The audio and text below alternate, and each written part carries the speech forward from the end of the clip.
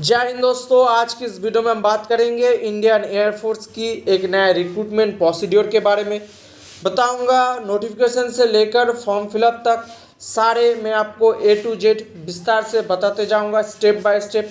तो वीडियो को स्किप ना करके पूरे अंत तक देखिए और किसी भी प्रॉब्लम है तो कमेंट कर सकते हैं हमें। तो दोस्तों, अगर आप फॉर्म फिलअप गुरुजी में पहली बार आए हैं तो चैनल को सब्सक्राइब करके बेल आइकन दबा के ऑल कर दीजिए, ऐसे ही हर तरह की जॉब की नोटिफिकेशन को आपको अपडेट मिल सके। तो दोस्तों, चलते हैं नोटिफिकेशन की ओर। ये जो नोटिफिकेशन आप देख रहे हैं वो इंडियन एयरफोर्स की एडवर्टाइजमेंट नंबर 05/2022 DR की ऑफिशियल नोटिफिकेशन है। यहाँ पर फॉर्म फिलअप करने के लिए आपको इंडियन सिटीजनशिप होना ज़रूरी है। उसके बाद आपके जो पोस्टल एड्रेस यहाँ पर आप देख रहे हैं, जैसे इंडियन एयरफोर्स स्टेशन चाकेरी कानपुर, इस एड्रेस पे आपको कुक का वैकेंसी है जिसमें आपको 2 सीट है। इसमें आपको SC में 1 और EWS में आपको 1 सीट है। Air force Chakeri Kanpur base repair depot पे आपको मैच में आपको 1 सीट है जो सिर्फ ST में है। Base repair depot air force station Chandigarh में कुक के लिए आपको 1 सीट है जो सिर्फ जनरल वालों के लिए एप्लीकेबल होगा। Base repair depot air force station Sulur Coimbatore Tamil Nadu में स्टाफ के लिए आपको 1 सीट है जो सिर्फ SC के लिए एप्लीकेबल है।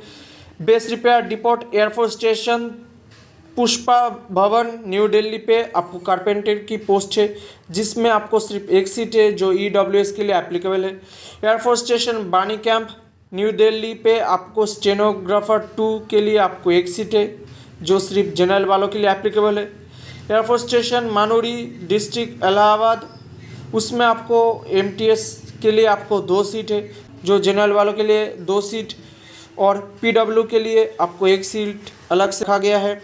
एयरफोर्स स्टेशन चाकेरी कानपुर आपको MTS 2 सीट है जो सिर्फ OBC वालों के लिए 1 सीट है और SC में आपको 1 सीट है। Station commander air stock park आपको हरियाणा गुरुगांव में स्टोर कीपर का पोस्ट है जिसमें आपको 1 वैकेंसी है जो सिर्फ जनरल वालों के लिए एप्लीकेबल होगा। Air force hospital Nathu Singh road MTS में आपको 1 सीट है जो सिर्फ जनरल वालों के लिए एप्लीकेबल है। हेडक्वार्टर वेस्टर्न एयर कमांड के लिए बात करें, air office commanding air force station Ambala पे आपको लोअर डिविजनल क्लर्क में आपको 1 सीट है और CMDT OG में आपको 1 सीट है। OBC वालों के लिए LDC में आपको 1 सीट है और CMDT OG में आपको SC में 1 सीट है। Air force commanding air force selection board Clement town Dehradun में आपको CMTD OG में आपको 1 सीट है जो सिर्फ जनरल वालों के लिए एप्लीकेबल होगा। Air station commanding air force station Hindon Ghaziabad में जो है उसमें आपको कुक में आपको 1 सीट है जो सिर्फ ST वालों के लिए एप्लीकेबल होगा। स्टेशन कमांडर एयरफोर्स स्टेशन नाल बीकानेर राजस्थान वालों के लिए CMDT OG में आपको 1 सीट है जो सिर्फ OBC वालों के लिए एप्लीकेबल होगा। Station commander air force station Kasauli post Kasauli cook में आपको 2 सीट है जो ST में 1 सीट और EWS में आपको 1 सीट है। Air force commanding master control centre air force station Basant Nagar new Delhi, उसमें आपको कुक में आपको 1 सीट है जो सिर्फ EWS के लिए एप्लीकेबल होगा। Application belong to EWS only, जिसमें आपको एडवर्टाइजमेंट नंबर 36,039/1/2092 के हिसाब से 19 Jan 19 एंड 13 Jan 19 के हिसाब से आपको अगर आपका सर्टिफिकेट शो किया जाएगा अथॉरिटी के द्वारा तो ये आपको EWS में आपको एप्लीकेबल होगा। Application belongs to OBC category, उसमें आपको सेंट्रल लिस्ट यानी आपको सेंट्रल सर्विस अगेंस्ट जो रिजर्व कैटेगरी है उसमें आपको सर्टिफिकेट रहना होगा। फिजिकल हैंडीकैप जो कैंडिडेट है अप्लाई करना चाहते हो उनके लिए आपको सर्टिफिकेट होना ज़रूरी है और आपको कान में कोई प्रॉब्लम नहीं होना चाहिए। Reservation SC ST OBC EWS physical handicap ESM के लिए आपको अलग से रिजर्वेशन मिलेगा। एज लिमिट की बात करें तो यहाँ पर आपको 18 से 25 तक आपका एज है। एज रिलैक्सेशन OBC वालों के लिए 3 ईयर, SC ST वालों के लिए 5 ईयर और फिजिकल हैंडीकैप वालों के लिए 10 ईयर्स छूट मिलेगा। अगर physical handicap plus SC ST हो तो आपको अलग से 5 ईयर का छूट मिलेगा, OBC है तो आपको 3 ईयर का छूट मिलेगा। एक सर्विसमैन के लिए आपको एज छूट है और अलग से आपको एक कोटा रखा गया है। SC/ST candidate unreserve post not enter any relaxation, यानी अगर आप जनरल में अप्लाई करते हो, अगर आप SC/ST हो तो भी आपको जनरल के हिसाब से फिलअप करना पड़ेगा। यहाँ पर आपके लिए कोई रिजर्व कैटेगरी नहीं रखा गया। डिपार्टमेंटल एम्प्लॉय जो डिपार्टमेंटल यानी एयरफोर्स में खुद काम करते हो उनके लिए जनरल में 40 ईयर, SC/ST वालों के लिए 45 ईयर तक छूट है। SC/ST मेंस में आपको एजुकेशन क्वालिफिकेशन आपको 10 पास होना चाहिए और एयरक्राफ्ट मैकेनिकल कोर्स आपके पास होना चाहिए 1 ईयर का एक्सपीरियंस के साथ। अगर आप एक सर्विसमैन है तो आपको एयरफ्रेम फिटर में आपको 2 ईयर का एक्सपीरियंस होना चाहिए। कारपेंटर स्किल की बात करें तो आपको 10 पास होना चाहिए और किसी भी इंस्टीट्यूट से आपको सर्टिफिकेट होना चाहिए। और एक सर्विसमैन है आपको भी ट्रेड में आपको सर्टिफिकेट रहना होगा। कुक ऑर्डिनरी ग्रेड की बात करें तो इसमें आपको मैट्रिकुलेशन पास होना चाहिए और 1 ईयर का एक्सपीरियंस होना चाहिए। क्लिनिकल मैकेनिकल ट्रांसपोर्ट ड्राइवर की बात करें आपको मैट्रिकुलेशन पास होना चाहिए और लाइट और हेवी व्हीकल चलाने के लिए आपको 2 ईयर का एक्सपीरियंस होना चाहिए। लोअर डिविजनल क्लर्क की बात करें तो आपको 12 पास होना चाहिए और 35 वर्ड पर मिनट आपको इंग्लिश में, और अगर आप हिंदी में टाइप करना चाहते हो तो आपको 30 वर्ड पर मिनट की स्पीड होना चाहिए। स्टेनो GD2 की बात करें इसमें आपको 12 के पास होना चाहिए और स्किल टेस्ट नॉर्म में आपको 10 MTS पे यानी 10 मिनट पे आपको 80 वर्ड पर मिनट होना चाहिए। ट्रांसक्रिप्शन में आपको 50 वर्ड पर मिनट इंग्लिश में और 65 MTS पे आपको हिंदी ऑन कंप्यूटर में आपको क्षमता होना चाहिए। स्टोर कीपर की बात करें इसमें आपको 12 पास होना चाहिए और आपको हैंडलिंग स्टोर एंड कीपिंग और अकाउंट इन स्टोर और कॉन्सर्न में आपको एक्सपीरियंस होना चाहिए। मैं स्टाफ की बात करें इसमें आपको मैट्रिकुलेशन पास होना चाहिए और इस ट्रेड में आपको 1 ईयर का एक्सपीरियंस होना चाहिए। मल्टीटास्किंग स्टाफ यानी MTS की बात करें इसमें आपको मैट्रिकुलेशन पास होना चाहिए और 1 ईयर का एक्सपीरियंस होना चाहिए। मोड ऑफ सिलेक्शन की बात करें तो पहले आपका जो आप जब भेजोगे तो आपका as limit, minimum qualification, documents and certificate सही है कि नहीं, उसके हिसाब के बाद आपका जो एलिजिबल कैंडिडेट है उनको कॉल लेटर भेजा जाएगा फॉर रिटन टेस्ट के लिए। जो रिटन टेस्ट में क्वालिफाई करोगे उनके लिए आपको टेट टेस्ट देना पड़ेगा। मेस स्टाफ MTS के लिए जो सिलेबस रहेगा वो जनरल इंटेलिजेंस और reasoning, numerical aptitude, general English, general awareness रहेगा। स्टेनो GD की बात करें तो आपको रिटन में general intelligence, reasoning, general awareness, English language and comprehension रहेगा। फॉर ऑल अदर ट्रेड यानी पोस्ट के लिए आपको general intelligence, reasoning, numerical aptitude, general English, general awareness and trade post related question आपको रहेगा। सारे क्वेश्चन आपको इंग्लिश और हिंदी में रहने वाला है और जो नंबर है आपको अलग से प्रोवाइड किया जाएगा शॉर्टलिस्ट कैंडिडेट को। उसके बाद आपको skill test, physical, practical test देना पड़ेगा। आपको 100% रिटन के टेस्ट के हिसाब से आपका ट्रेड के लिए जो कैंडिडेट क्वालिफाई करेगा उनके ही हिसाब से आपको ट्रेड में आपको बुलाया जाएगा। शॉर्टलिस्ट कैंडिडेट्स आपको ओरिजिनल सर्टिफिकेट कॉपीज अटैच करना होगा एप्लीकेशन में। लास्ट डेट की बात करें जब आपका एम्प्लॉयमेंट न्यूज़ में निकलेगा उसके हिसाब से आपका 30 डेट के अंदर आपका होना चाहिए।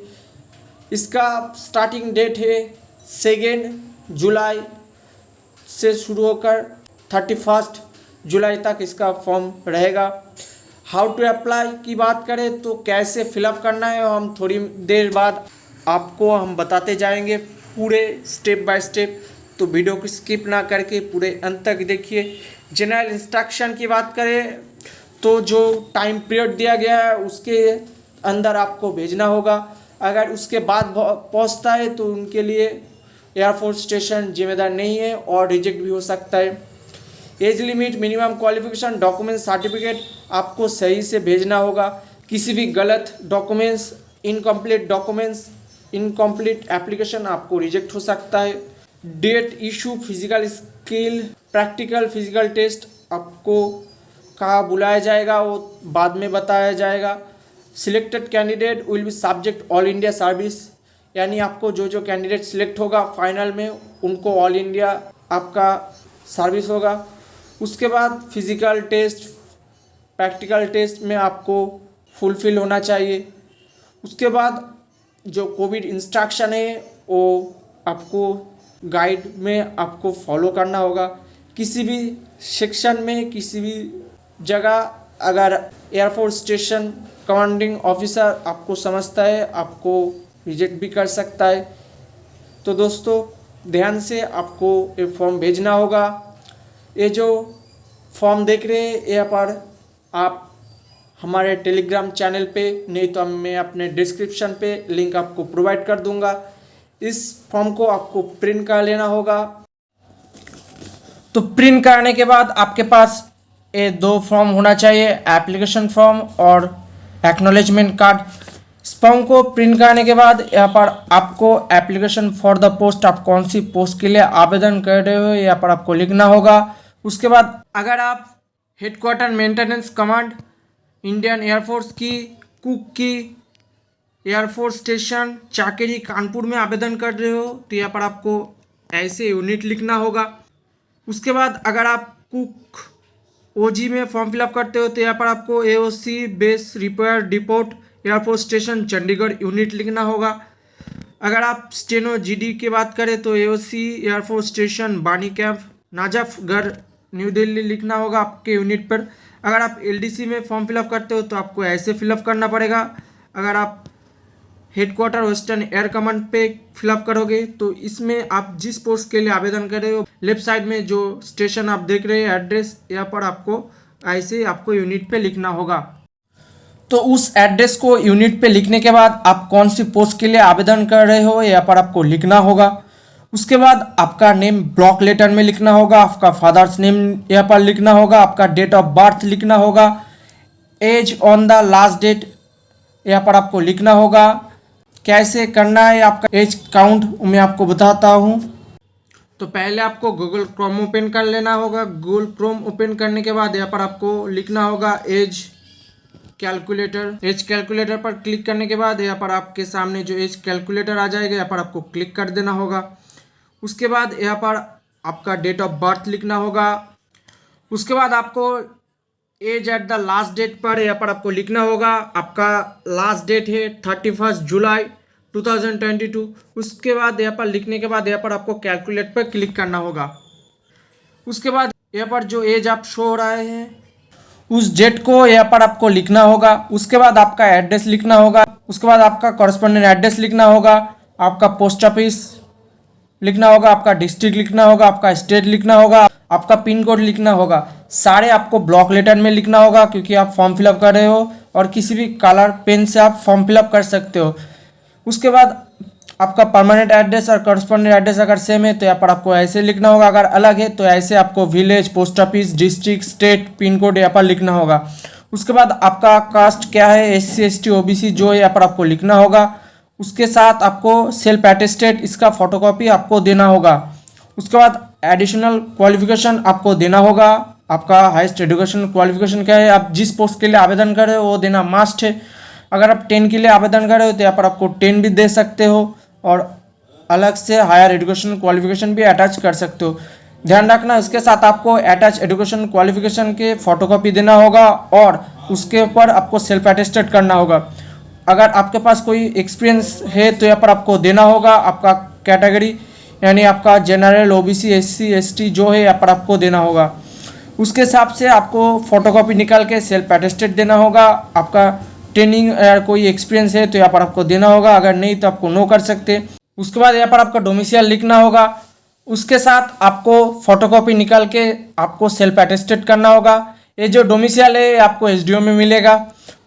उसके बाद यहाँ पर आपका कोई एम्प्लॉयमेंट एक्सचेंज कार्ड है तो यहाँ पर आपको येस देकर उसका नंबर यहाँ पर लिखना होगा और उसके साथ आपको सेल्फ अटेस्टेड भी देना होगा फोटोकॉपी के ऊपर। अगर नहीं तो यहाँ पर आपको नो पर मार्क कर देना। उसके बाद यहाँ पर इंस्ट्रक्शन दिया गया, आप चाहे तो पढ़ सकते हैं। उसके बाद यहाँ पर आपका सिग्नेचर ऑफ कैंडिडेट का सिग्नेचर होना चाहिए, यहाँ पर आपका डेट होना चाहिए। उसके ठीक नीचे आपको ऑफिशियल रिकॉर्ड ओनली, इस जगह पर आपको कुछ नहीं करना होगा, करोगे तो आपका फॉर्म रिजेक्ट हो सकता है। उसके बाद यहाँ पर आपके फ़ोटो चिपकाना होगा, उसके साथ यहाँ पर आपको क्रॉस सिग्नेचर कर देना होगा। उसके बाद ध्यान रखना, ये सारे जो फॉर्म है इसमें आपको कोई गलत नहीं करना है, किसी वाइट नल का यूज़ नहीं करना है, और किसी पेन को आपको अगर गलती हो गया तो यहाँ पर आपको क्रॉस नहीं करना है। फिर से एक प्रिंट का लेना होगा, उस पर आपको सही से आपको करना होगा, नहीं तो आपका फॉर्म रिजेक्ट भी हो सकता है। उसके बाद आपको ठीक नेक्स्ट पेज पे एक्नॉलेजमेंट कार्ड पे आपको आना होगा।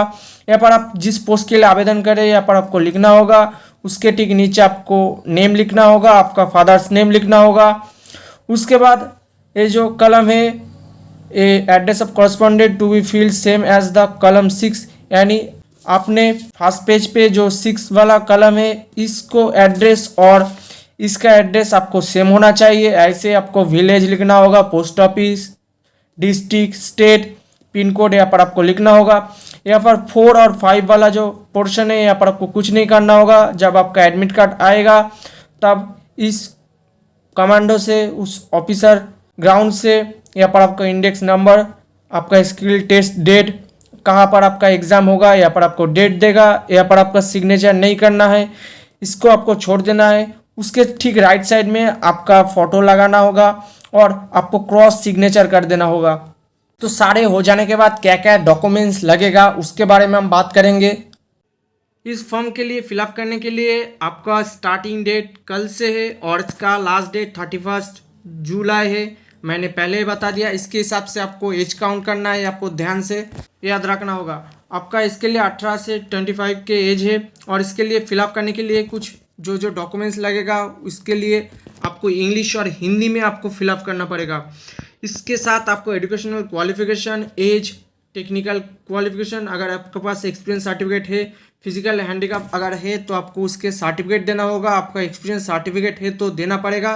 कास्ट सर्टिफिकेट नहीं, SC ST OBC जो भी अगर है तो आपको उसके साथ फोटोकॉपी निकाल के उसका सेल्फ अटेस्टेड देना होगा।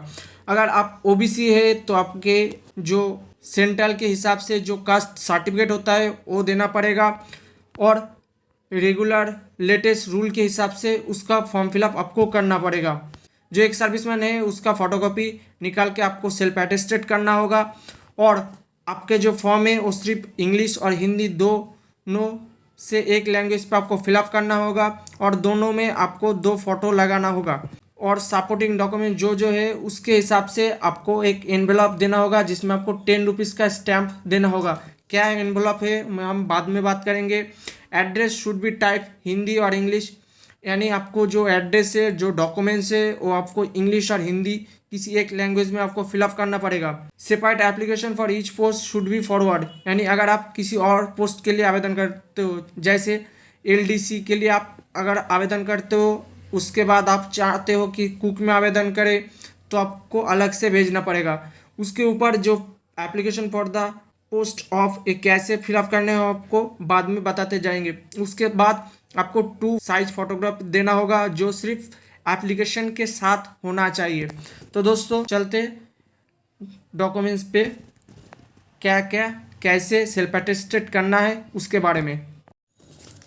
एक आपका डोमिसाइल का एक सैंपल है जिस पे आपको कौन सी गवर्नमेंट से, आप कौन सी स्टेट से आते हो यहाँ पर आपको लिखा होगा।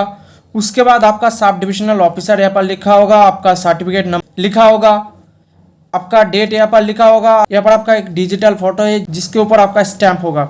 यहाँ पर आपका नेम लिखा होगा, आपका पिताजी का नेम लिखा होगा, आपका police station, post office, district यहाँ पर आपको लिखा होगा। उसके बाद आपका यहाँ पर एक जो SDO है उसका डिजिटल सिग्नेचर होगा, आपका सब डिविजनल ऑफिसर जो है इसका नेम लिखा होगा। ये है एक डोमिसाइल का एक फॉर्मेट है। उसके बाद ये जो कास्ट सर्टिफिकेट है, अगर आप SC ST OBC, अगर आप SC ST है तो आपके लिए ये फॉर्मेट है। यहाँ पर आपका नेम लिखा होगा, आपका पिताजी का नेम लिखा होगा, आप कौन सी जगह से आते हैं, आपका डिस्ट्रिक्ट लिखा होगा, आपका स्टेट लिखा होगा, आपका कास्ट क्या है, शेड्यूल कास्ट, शेड्यूल टाइप यहाँ पर आपके हिसाब से लिखा होगा। यहाँ पर आपको छोड़ देना होगा। उसके बाद आपको 3rd नंबर कलम पे इस पे आपका नेम लिखा होगा, आप मेल है कि फीमेल के हिसाब से यहाँ पर आपको चूज़ करना होगा। आपका विलेज के नेम लिखा होगा, यहाँ पर डिस्ट्रिक्ट लिखना होगा, यहाँ पर स्टेट लिखना होगा। उसके बाद यहाँ पर आपका प्लेस लिखना होगा, यहाँ पर आपका डेट लिखना होगा, आपका जो गैजेटेड ऑफिसर है, यानी आपका एसडीओ से जो शेड्यूल ट्राइब शेड्यूल कास्ट के जो ऑफिसर है, यहाँ पर उसका सिग्नेचर होगा, एक स्टैम्प होगा, यहाँ पर आपका सील होगा, और यहाँ पर आपका जो सर्टिफिकेट नंबर है और कब इसका इशू हुआ था, ऐसे आपका कास्ट फॉर्मेट दिया जाएगा। ये सिर्फ SC ST वालों के लिए, OBC के लिए अलग से होता है। इसके बाद आपका जो एजुकेशनल क्वालिफिकेशन है, कास्ट फॉर्मेट है, आधार कार्ड है, जो सारे डॉक्यूमेंट्स है यहाँ पर आपको अटैच करना होगा। उसके ऊपर आपको ऐसे ही सेल्फ अटेस्टेड कर देना होगा।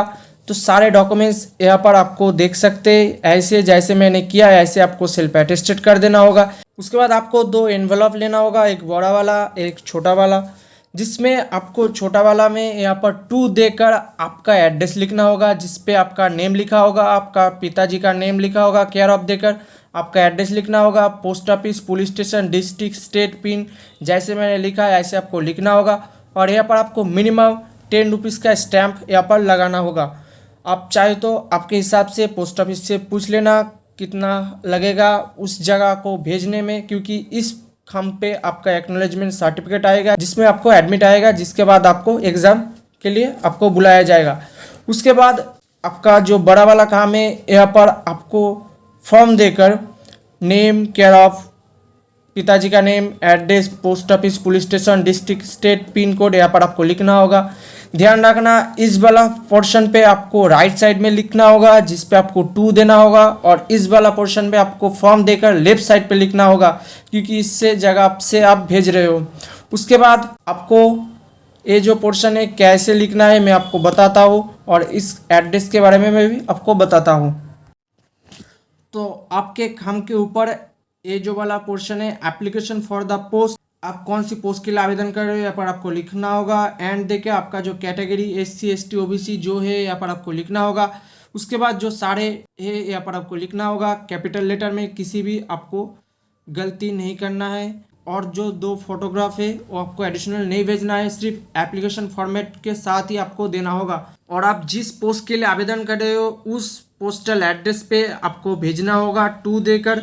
जैसे मैंने LDC के लिए अप्लाई किया, air station commanding air force station Ambala, Ambala Canton, Haryana, pin 133001, ऐसे आपको राइट साइड में लिखना होगा।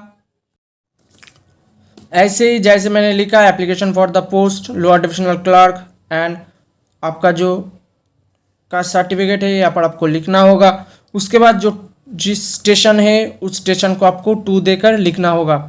उसके बाद पहले आपको एप्लीकेशन, उसके बाद आपका एक्नॉलेजमेंट, उसके बाद एजुकेशनल क्वालिफिकेशन, आधार कार्ड, एक्सपीरियंस सर्टिफिकेट, डोमिसाइल जो है आपको अटैच करना होगा। ध्यान रखना एप्लीकेशन फॉर्मेट में आपको कोई सेल्फ अटेस्टेड नहीं करना है, सेल्फ अटेस्टेड करना है सारे जो डॉक्यूमेंट्स है उसके ऊपर आपको सेल्फ अटेस्टेड कर देना होगा। ऐसे आपको ध्यान रखना होगा। सारे फॉर्म अरेंज होने के बाद सारे डॉक्यूमेंट्स को आपको फोल्ड करा लेना होगा। ध्यान रखना आपके जो 2 फोटो, इस फोटो और इस फोटो पे आपको कोई फोल्ड ना हो। उसके बाद ऐसे ही आपके जो बड़ा वाला खाम है एनवलप है उसके अंदर आपको एप्लीकेशन फॉर्म को ऐसे देना होगा, और छोटा वाला जो खाम है एनवलप है उसको भी आपको इसके अंदर भेजना होगा। तो सारे भेजने के बाद आपको इसको गम से चिपका के आपको भेज देना होगा। तो दोस्तों आज के लिए इतना ही। वीडियो का अच्छा लगा तो लाइक करें, कमेंट करें, दोस्तों में शेयर करें, और किसी भी प्रॉब्लम है तो कमेंट सेक्शन में ज़रूर पूछना। अगर आपका कोई प्रॉब्लम है तो टेलीग्राम चैनल पे भी जुड़ सकते हैं। वीडियो का अच्छा लगा तो दोस्तों में शेयर करें, लाइक करें। जय हिंद, वंदे मातरम, भारत माता की जय।